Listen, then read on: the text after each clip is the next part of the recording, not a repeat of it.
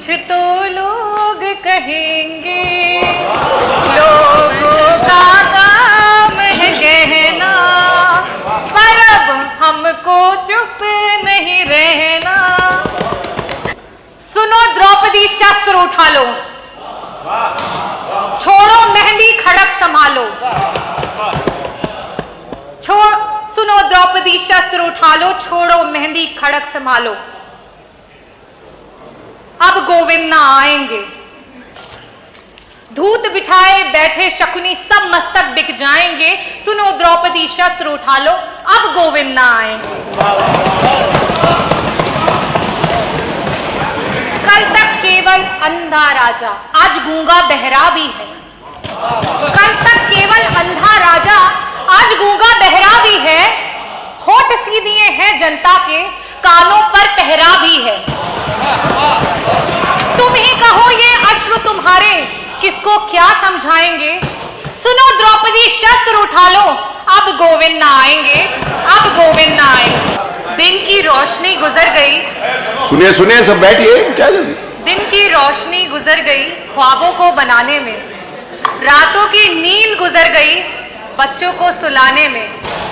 जिस घर में मेरे नाम की तख्ती भी नहीं, जिस घर में मेरे नाम की तख्ती भी नहीं, सारी उम्र गुजर गई उस घर को सजाने में। राम मनोहर लोहिया जी ने कहा था, देश का विकास तभी होगा जब देश में नारी का विकास होगा। जब नारी विकास करेगी तभी देश का विकास होगा। आज से कई सालों पहले जब अध्यक्ष जी आप, मेरे पिता, उनके सहपाठी जब स्कूल में जाया करते थे तो वहां पे पढ़ाया जाता था कि 3 प्रकार के देश होते हैं, विकसित देश, विकासशील देश और अविकसित देश। और तब वो अपने अभिभावकों से पूछते थे कि हमारा देश विकासशील की श्रेणी में आता है, ये कब तक विकसित हो जाएगा। तो उन्हें कहा जाता था कुछ नहीं, आज से 8-10 सालों में हमारा देश विकसित हो जाएगा। अध्यक्ष जी आपके बाद हमने भी स्कूल की पढ़ाई की, हमने भी स्कूल जाना शुरू किया और हमें भी वही पढ़ाया गया। और हमने भी जब ये पूछा सवाल तो हमें भी वही उत्तर मिला। आज एक नई जनरेशन स्कूल जाने को तैयार है, लेकिन आज ये देश अपना जवाब नहीं बदल पाया है। क्या हमने कभी इस बात पे मंथन किया है? आज ये जो स्पेशल सेशन बुलाया गया है, ये सत्र ही उसका जवाब है कि आज जो हम 403 विधायकों में सिर्फ और सिर्फ 47 महिला विधायक हैं, वो उसका जवाब है कि जिसकी वजह से आज हमारा देश विकासशील से विकसित देश नहीं हो पाया है। आज जब महिलाएं राजनीति में आना चाहती हैं तो कई प्रकार की कठिनाइयों का सामना करना पड़ता है। और उस पर एक छोटा सा शेर है जो मैं बोलना चाहूंगी। कौन बदन से आगे देखे औरत को, सबकी आंखें गिरवी हैं इसी नगरी में।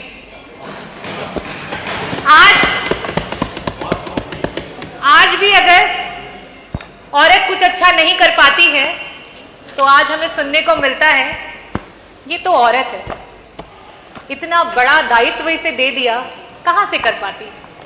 और अगर किसी तरीके से वो औरत अच्छा कर जाती है तो उसे कहते हैं अच्छा, ऐसे कैसे अच्छा कर दिया, ऐसा क्या किया होगा उसने। स्वामी विवेकानंद जी ने कहा था कि अगर किसी मकसद के लिए खड़े हो तो एक वृक्ष की तरह खड़े हो और गिरो तो एक बीज की तरह, ताकि दोबारा से उग करके उसी मकसद के लिए दोबारा से जंग लड़ सको। मैं अध्यक्ष जी आपसे कहना चाहती हूँ, हमें स्पेशल अपॉर्चुनिटीज, स्पेशल सेशंस नहीं चाहिए। आज 5 दिन के सत्र में एक दिन सिर्फ और सिर्फ महिला विधायकों को मिला है।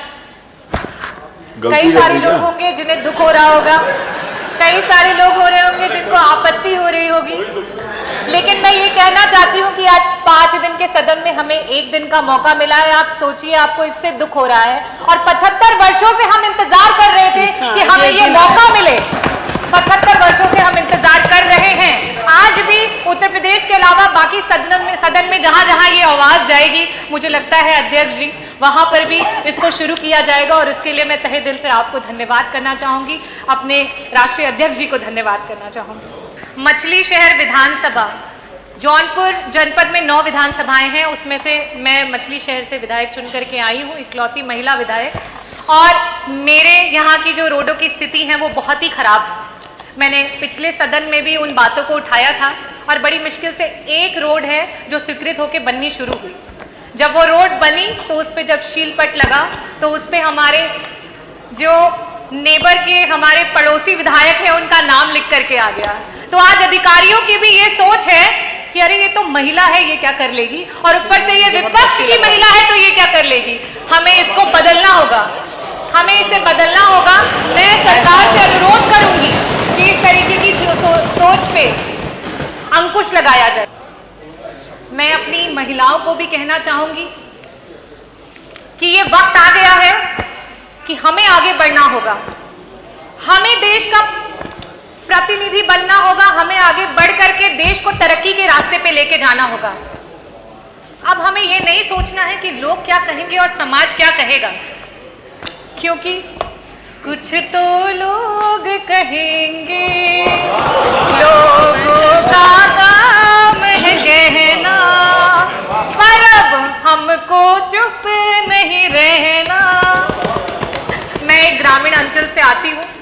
मैं आज जो मुझे मौका मिला है उसके माध्यम से अपने विधानसभा की सारी मेरी माताओं और बहनों को दिल से धन्यवाद करती हूँ कि उन्होंने मुझ पे इतना भरोसा जताया और मुझे जिता करके यहाँ पे भेजा।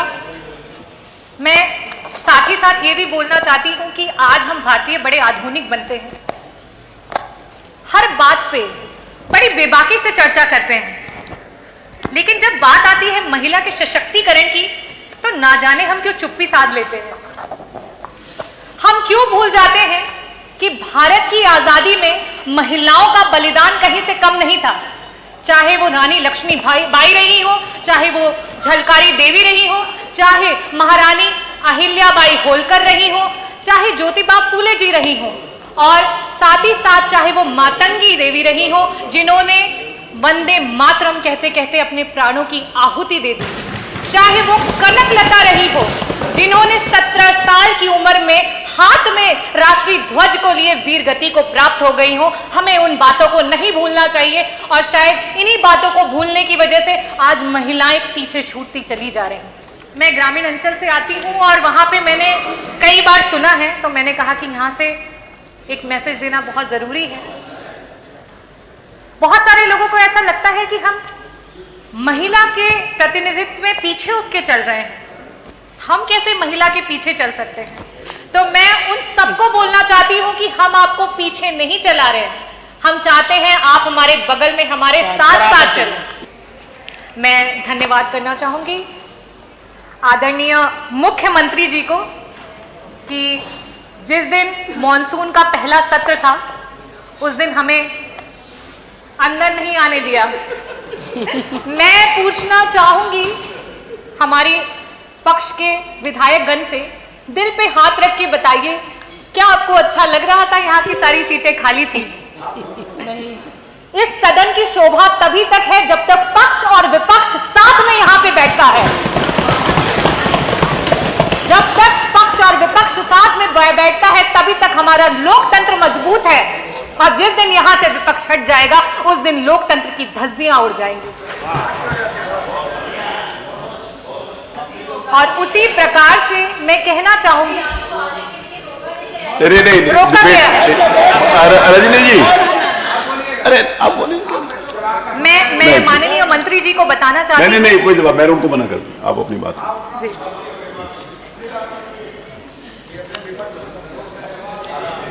चलिए, धन्यवाद। अगर हो गया हो तो। नहीं सर, नहीं हुआ, अभी तो बहुत लंबा है।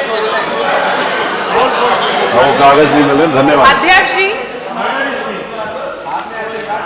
नहीं, कागज नहीं मिल रहा, मैं इसी को बोल रहा था। मुख्यमंत्री जी को धन्यवाद कर रही थी कि जैसे कि हमें आने नहीं दिया, तो उस दिन यहाँ पे आपके पॉलिसीज की पर्चियां बट रही थी, तो मैं बहुत बहुत धन्यवाद प्रकट करना चाहूंगी कि वो पॉलिसीज की पर्चियां हमें भी मिली। तो मैं उसके बारे में बताना चाहती हूँ। उसमें आपने विवाह के लिए कन्या अनुदान देने का एक संकल्प लिया है। कोरोना काल में बहुत सारे गरीब परिवार अपने बच्चों की शादी नहीं कर पाए, वो गरीब माता पिताओं ने अभी कुछ महीने पहले जब शादी का सीजन था तब वो अपने बच्चों की शादी कर रहे थे। मेरे विधानसभा से ना जाने कितने परिवार हैं जिन्होंने उस अनुदान पे आस लगाए बैठे हुए थे और आज वो शादी को बीते हुए 4 से 5 से 6 महीने हो चुके हैं और आपका अनुदान नहीं आया है। और जब आपकी अधिकारी से बात करते हैं तो वो कहते हैं मैडम हमारे पास कोई बजट ही नहीं है इसके लिए। तो मैं कहना चाहती हूँ कि आपकी पॉलिसीज सिर्फ कागजी हैं। उन पॉलिसीज का जमीन पे कोई भी कहीं पे कोई रिकॉर्ड नहीं है। मैं आज कहा गया माननीय मुख्यमंत्री जी द्वारा कि हम अपने जो भी हमारी प्रॉब्लम्स हैं उन्हें बता सकते हैं और एक सकारात्मक तरीके से इस पर डिस्कशन कर सकते हैं। तो मैं आपको ये बताना चाहती हूँ कि मे भी ऐसा हो सकता है कि आप सच्चाई से अपरिचित हो। तो मैं आपको ये बताना चाहती हूँ, अवगत कराना चाहती हूँ और एक रिक्वेस्ट भी करना चाहती हूँ कि जो आपकी पॉलिसीज हैं वो लोगों तक नहीं पहुँच पा रही हैं, इसके लिए एक डेलीगेशंस की टीम बनाई जाए। अगर वो महिलाओं के लिए पॉलिसीज है तो उसमें महिला विधायक गण और आपको जो लगता है कि जो सही रिपोर्ट दे उनको चूज करके आप अपने लोगों की टीम बनाएं, लेकिन कम से कम ये छलावा तो ना दिखाएं कि आपकी इतनी सारी पॉलिसीज हैं जो इतने लोगों को मदद कर रही हैं, क्योंकि अगर हम आज जमीन पे उतर के देखते हैं तो कहीं किसी को मदद नहीं मिलती।